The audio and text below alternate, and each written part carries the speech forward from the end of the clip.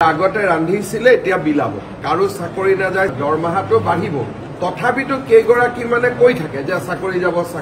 তাৰমানে তেওঁলোকৰ উদ্দেশ্যটো আন্দোলন কৰিব লাগে স্কুলত যাব নালাগে এইটোৱে হ'ব মহিলা কেইগৰাকীয়ে হওক বা ৰান্ধনী কেইগৰাকী হওক নামখিনি এতিয়া উলিয়াব দিছো আৰু শিক্ষা বিভাগক আমি নটিচ দিব কৈছো যে কি ভিত্তিত আপোনালোকে এনেকুৱা ষ্টেটমেন্ট দি আছে আৰু ভিত্তিখিনি যদি ক'ব নোৱাৰে সেই কেইগৰাকী ৰান্ধনীৰ হয়তো চাকৰি যাব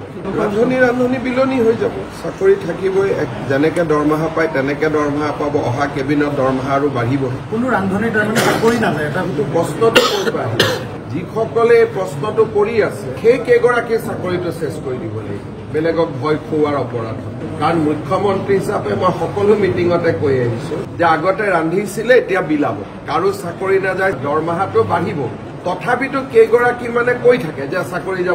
যাব তাৰমানে তেওঁলোকৰ উদ্দেশ্যটো কি তাৰমানে তেওঁলোকৰ উদ্দেশ্যটো আন্দোলন কৰিব লাগে স্কুলত যাব নালাগে এইটোৱে হ'ব গতিকে টিভিত আমি সেই মহিলা কেইগৰাকীয়ে হওক বা ৰান্ধনী কেইগৰাকী হওক নামখিনি এতিয়া উলিয়াব দিছো আৰু শিক্ষা বিভাগক আমি নটিচ দিব কৈছো যে কি ভিত্তিত আপোনালোকে এনেকুৱা ষ্টেটমেন্ট দি আছে মুখ্যমন্ত্ৰীয়ে